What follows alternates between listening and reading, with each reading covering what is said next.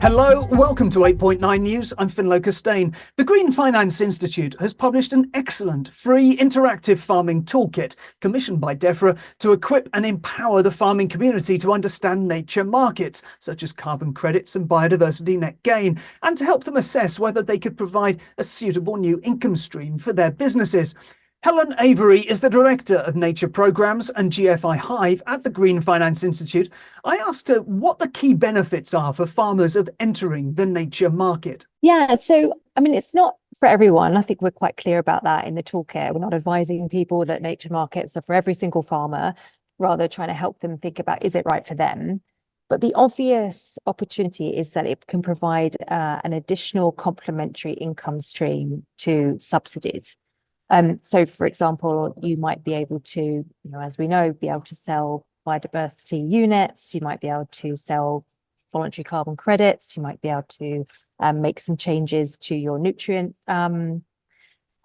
intake, and therefore be able to act through a nutrient neutrality scheme and receive monies that way. So that's really the main benefit. Otherwise, why would you do it as a farmer? And the additional benefit is, of course, that you're then improving the environmental state of your farm, which then ultimately feeds into the UK's targets for net zero and our 25-year environment plan for England and our other nature positive targets.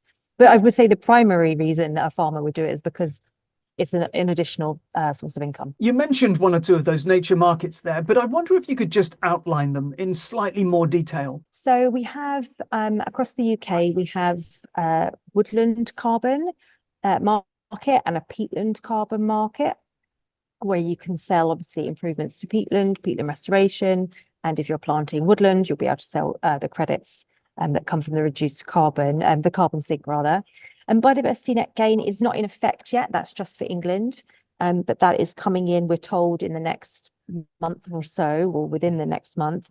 And that will be improvements in biodiversity can be sold to property developers in particular, who have to have a 10% net gain of any biodiversity that is obviously destroyed through their property development, is produced on site or off site. And that can vary by council, and obviously it's dependent on, is there a demand for local homes in your area in England? If so, then as a farmer you might be able to tap into that market. And then nutrient neutrality, again, it's very dependent on property development. So you might be in a region where they're trying to reduce some of the nutrients flowing into the waterways. So in that case, you would be making changes to your inputs, and then selling essentially them as offsets back into those schemes. So they are the majority of what we're seeing. There are also other projects that you can take part in, such as reducing flood risk in your area by making interventions such as re-wiggling rivers, introducing wetlands, planting trees.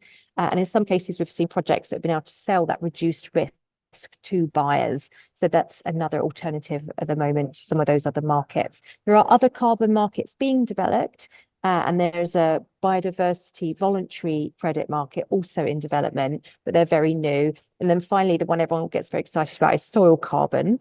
And again, that's very nascent in the UK, but is in existence. Some of those markets are more formalised than others, aren't they? So, for example, biodiversity net gain has quite strict rules, whereas the water market projects might develop more informally. Yeah, absolutely. They have, I think that they're all very different. They're governed by different standards. We do have under development the nature market standards that's being developed by the British Standards Institution that will aim to ensure that all nature markets are kept to the same rigorous amount of rules and governance around them. But yes, they are all very different. Now, a lot is changing for farmers at the moment, and starting out in the nature market could seem pretty daunting.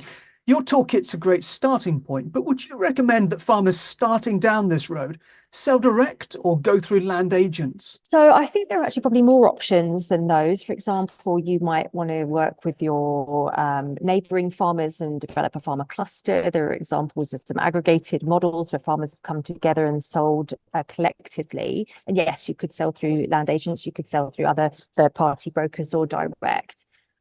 It's different for everyone, which I know is not helpful all the time to keep hearing in every situation it's going to be different. I would think that from the experience we've seen of farmers, if you are a very large estate, or perhaps if you've come together as a large collective, so you're over a larger landscape, you're probably more able to sell direct because you'll be selling directly to one buyer. You'll be able to meet their demand. If you are, however, smaller, then yes, you're probably going to be starting to be approached by third-party brokers. In fact, even if you're bigger, you'll be approached by third-party brokers. That's another option, and we lay out quite clearly in the toolkit the questions you're going to want to ask back to anyone who approaches you with what seems to be a very good offer. If you don't feel comfortable and you have a good relationship with a land agent, of course you would work with your land agent in the same way that I have people who work on my house who I trust to do a much better job than I would. And so I would use them. So it really does depend. But I would think unless you're, say, a small farm that happens to know a local business that wants a small amount of carbon credits, for example, and you work and you have a close relationship with them where you would sell direct, in most cases, the direct sales would be on a large landscape scale. As you've mentioned, there's lots of information in the toolkit, but one barrier to entry is surely the length of a nature market agreement and liability, particularly liability further down the track as new science develops and policy priorities change. Do you think that early entrance to the nature market will be at a disadvantage because prices and agreements may be less favourable than when the market has been further developed and has settled down a bit? I love this question because I think you could go either way, couldn't you? You could say that if you're a first mover, you might actually have the opportunity to earn more money than down the line. I think that will depend. We would expect that carbon prices will increase over time before ultimately decreasing, just due to demand. So I know that the carbon price isn't attractive enough at the moment for some farmers to start planting woodlands. They're making commitments for 20, 25 years. That makes total sense.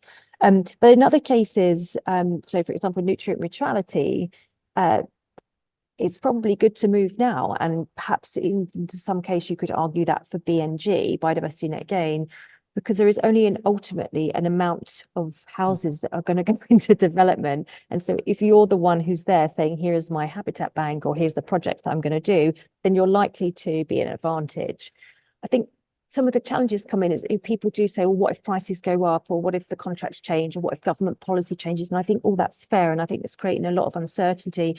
And therefore, I understand if people say, you know what, let's just take stock and see what we want to do, especially when some of these are 30-year contracts. In the case of BNG, different in soil carbon, they're 1 year short-term contracts. So our advice is just, take as long as you want. If you're sitting tight for a couple of years, it's not going to be a problem. We're not going to see major moves in prices. BNG is an established statutory, regulated market. So that's probably something you do want to have a look at now as it's coming into effect, and the same with those other compliance markets. And then just think about in the voluntary carbon markets, because they are very long term, is it right for you? But there's no harm in sort of getting going now, certainly on baselining. Are there nature market opportunities for tenant farmers, or is this really something that's much more for farmer landowners? We've seen some sales of tenant farmers. It's few and far between at the moment, just because it's still not quite sure what that relationship should be in terms of splitting the risk, splitting the maintenance costs over a long period of time. Obviously, if you're a farmer with a tenancy of 5 years, woodland creation is unlikely to work for you. That said, if your landlord has a plan for a whole swathe of tenancies to create woodland, I know that can seem quite terrifying, but hopefully on unproductive land, perhaps, then there might be an opportunity for some revenue, income sharing, revenue sharing, in addition to the maintenance. You might get paid for the maintenance. What we have seen is that there are some, for example, environmental farmers group, that's a natural capital cooperative. There are tenancies within that that are benefiting from being part of the group, but aren't actually selling something themselves. And then we're hearing from landlords that they're kind of testing the waters on their own pieces of unproductive land before then broaching with their tenants, this is something I'd like to do. Are you up for it? So our advice, and it's not really particularly groundbreaking advice, is go through your own tenancy agreements, understand what your liabilities are in terms of, is the data you might collect if you baseline yours? Actually, does it belong to your landlord? Have a discussion with your landlord about what they're thinking, and then sort of go from there. So again, it's one of those not very solid answer, but there are ways through for sure. As I said, the toolkit is fantastic, but is that it? Is it static now, or will it develop more in due course? Yes, it will have to develop more because things are changing so fast all the time. And I mean, the main thing we'll be doing is just, again, checking with farmers out there, their feedback on, is it usable? Is the content right for you? Is the content right? Updating every time there's a policy update. But really, we're looking for case studies because I think we all, as humans, really learn from seeing what our peers are doing. And that's exactly the same for farmers. So at the moment, there are few and far between these case studies that we can put out there to show successful trades, because it's still so nascent and some of these markets aren't even up and running yet. So we'll be adding much more case studies as they come on, which I think will be helpful, and more resources. So no, it won't be static. We'll still be working on it for sure. That was Helen Avery from the Green Finance Institute. More news on our website, 8.9.com. That's all for now. We're back soon. Thanks for watching.